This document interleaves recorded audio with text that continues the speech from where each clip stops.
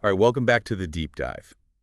Today we're diving into something I think a lot of folks grapple with, and that's how to make sense of a text as big and sometimes, well, confusing as the Bible, right? Yeah, it can definitely be daunting. Totally. And a lot of you have sent in some really interesting questions and sources about this. Like that piece, what was it called? If the Bible is perfect, why do some verses contradict God? Yes, that's the one. It really Mm. gets to the heart of the matter, right? And I think it offers a really interesting perspective. It suggests that maybe those apparent contradictions, well, they're not actually errors, but more like kind of clues that lead us to deeper truths. I like that. Clues. Yeah, and the key is to kind of shift our focus. So instead of getting hung up on isolated verses, we should be looking for recurring patterns, Mm. patterns in God's character and actions. Exactly. And I think one of the things that makes this source so compelling is that it doesn't shy away from those tough questions, like the fact that some verses seem to directly contradict each other. Yeah, and it's pretty bold about how it addresses that. I mean, it even uses the word lie to describe some verses. Right, it doesn't beat around the bush. But the point it makes is that those discrepancies aren't because the divine message itself is flawed. Okay, so where do these inconsistencies come from then? I mean, if it's not a problem with the original message, what's going on? Well, the source points to a few possible explanations. One major factor is mistranslation, which makes sense, right? Yeah, I mean, think about it. The Bible has been translated so many times across so many different languages. Exactly.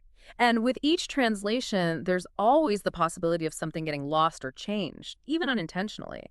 So some of those apparent contradictions might just be the result of the translation process. Interesting. So that's like a game of telephone almost. Yeah, kind of. But then there's also the influence of, well, power dynamics. Ooh, that's a big one. Yeah.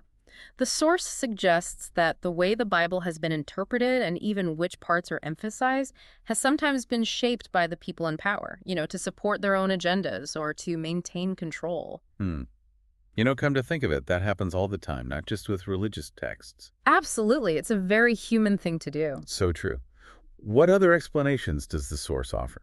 Well, it talks about the role of historical councils and creeds. It suggests that those were important for trying to define theological understanding, but they also might have ended up solidifying certain interpretations at the expense of others. And then it brings up something it calls, get this, convenient theological upgrades. Convenient theological upgrades. Yeah, it's a pretty striking term. It hints that some doctrines might have evolved over time, to serve specific theological needs or address new questions that came up. That's so fascinating. So basically, it's suggesting that some interpretations might have been adjusted to fit the circumstances. Exactly. And the source even uses a quote from Jeremiah to back this up. It says, "The lying pen of the scribes has made it into a lie." Wow, that's powerful. So it's really highlighting how human actions might have, unintentionally or intentionally changed the original message over time. Right. But here's the thing. It doesn't just stop at pointing out the problem. It also offers a solution, and a really interesting one at that. It proposes that we need to understand the Bible in the way it was originally intended. Okay, so if we shouldn't be getting hung up on individual verses, how should we be reading it? The source argues that we need to see the Bible as a tapestry of patterns, not just a collection of isolated quotes. I see, so it's less like a legal document and more like, what, a story with recurring themes. Yeah, that's a great analogy. And to really emphasize that point, it brings in another quote from Jeremiah. So, "You distort the words of the living God. So you must not mention a message from the Lord again, because each one's word becomes their own message." It's basically saying that taking verses out of context, well, that can really distort the true meaning. It definitely can. So instead of focusing on isolated verses, the source suggests we use something called the, are you ready for this, pattern-seeking method. The pattern-seeking method. Oh. Okay, I'm intrigued. So what is that exactly? Well, it's not about throwing out parts of the Bible. It's more about, think of it like an archaeological dig. We're trying to unearth the original message, the core truth that might be buried under layers of, human interpretation. Well, I like that. So like we're reconstructing the original meaning. Precisely. And the key to this pattern-seeking method, the most important part, is that we filter everything through the lens of God's unchanging nature. Ah, so instead of letting our own biases or specific church traditions influence our understanding, We should look to the consistent character of God as our guiding principle. Exactly. And the author makes a point of saying you don't need a PhD in theology to do this. It's really about having the courage to question interpretations you might have always taken for granted, and the consistency to apply this pattern-seeking lens to everything you read. Courage and consistency. Got it. So how do we actually do this pattern-seeking method? What are the steps involved? Well, the source lays out a series of questions and actions. First, you ask yourself, what does God require? Okay, so we start by establishing those core principles, the fundamental expectations that God has for us. Makes sense. Right. And then you compare those principles across the Torah, the prophets, and the teachings of Jesus. Ah, so we're looking for the common threads, the consistent messages that run through all those different parts of the Bible. Exactly. Then you look for alignment, not isolated verses, which again emphasizes that focus on the big picture, the overarching patterns. And because translations can be tricky, the next step is to cross-check translations. Yeah, that makes sense. I mean, we can't forget that the Bible was originally written in ancient languages. Absolutely. Then it gets even more interesting. The source says to interrogate who might benefit from this verse. Ooh, that's thought-provoking. So, we're encouraged to consider the historical and social context and think about whose interests might have been served by a particular interpretation. Precisely. Was it used to justify certain social structures or to give certain groups more power? And finally, the most important step of all, filter everything through God's nature. And how does the source define God's nature? I mean, what are those key characteristics that we should be using as our filter? It says that God's nature is consistently revealed through qualities like justice, mercy, faithfulness, and oneness. So if a verse seems to go against those core attributes, well, it doesn't pass the test. So, for example, if a passage seems to condone cruelty or injustice, that would contradict God's nature as merciful and just. Exactly. And the source gives a few specific examples of what it considers red flags. Anything that benefits empires, anything that excuses corruption, anything that unfairly promotes hierarchies or the accumulation of wealth, and anything that tries to overcomplicate spiritual truths with, as it puts it, metaphysical gymnastics. I love that, metaphysical gymnastics. So, it's encouraging us to look for simplicity and clarity in our understanding of God. Okay, so we have a good grasp of this pattern-seeking method now. What does the source say that these patterns actually reveal about God? Well, it argues that the patterns point to a God who is, first and foremost, one, not three. So it's directly challenging the traditional understanding of the Trinity. Yes. Then, a God who is faithful, meaning consistently keeping promises throughout history. Right, emphasizing that unwavering commitment to humanity. Yeah, and it argues that this faithfulness can be seen both in God's actions and in how God works through specific lineages. Then, a God who is righteous, meaning deeply opposed to corruption, and anyone who tries to hide behind religious rituals or complicated doctrines. So true holiness is about substance, not just outward appearances. Exactly. And finally, a God who is clear, a God who communicates plainly and directly without playing what it calls theological shell games. It's interesting, this idea of a God who is clear and straightforward really seems to resonate with people. You know, they're looking for a spiritual connection that makes sense and feels authentic. I think that's a really good point. Now, the source uses a really common example, one that a lot of people debate, to illustrate this whole pattern-seeking method. Oh, you mean the idea of faith alone saves? That's the one. It contrasts Paul's emphasis on faith with other parts of the Bible that stress the importance of action and obedience.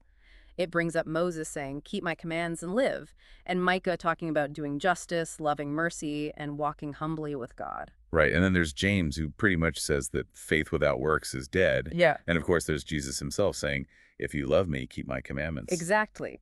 So the source points out that all throughout the Bible, there's this consistent theme that connects true belief with how we live our lives. It's not just about what we believe in our heads, but also about how that belief manifests in our actions. Precisely. And the source concludes by saying, and this is a pretty bold statement, even if Paul contradicts that, the pattern wins. Wow, so it's saying that those overarching patterns, those consistent themes, are more important than any single statement, even from someone like Paul. That's a pretty big challenge for some folks. It could definitely spark some interesting conversations, but it really underscores how important it is to look at the big picture, not just focus on individual verses that might support a particular viewpoint. Right. And it kind of forces us to think critically about what we believe and why we believe it. And that brings up another question.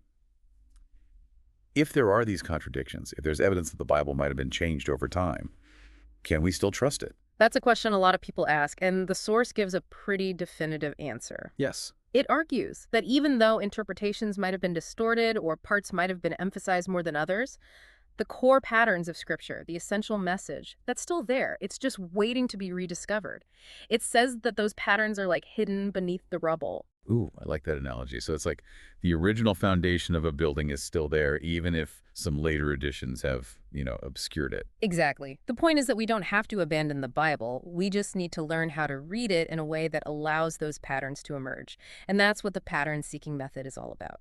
Right. It's about moving away from the idea that every single word has to be literally perfect Yeah. and instead focusing on the overarching story, the consistent message about God's nature and God's expectations for us. Precisely.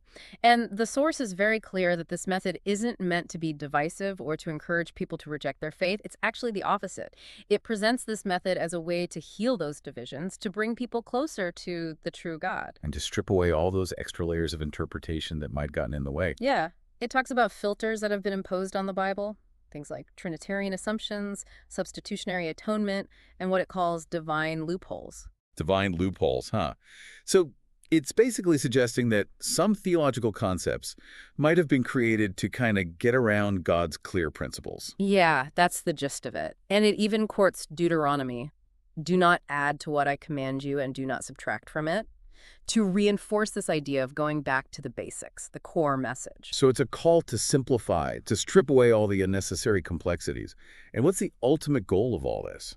The source says that the motivation behind this pattern-seeking method is a deep desire to know the real God, not a version that's been shaped by human agendas or power struggles. So a more authentic personal connection with God, a connection that's based on understanding God's true nature. Exactly. And the source makes a point of connecting this to the God of Abraham, the God of David, the God that Jesus himself talked about. Mm. It emphasizes that this God doesn't want us to just blindly accept things, but to engage our minds, to think critically, to use our logic. It's about having a faith that's grounded in both heart and mind. Absolutely.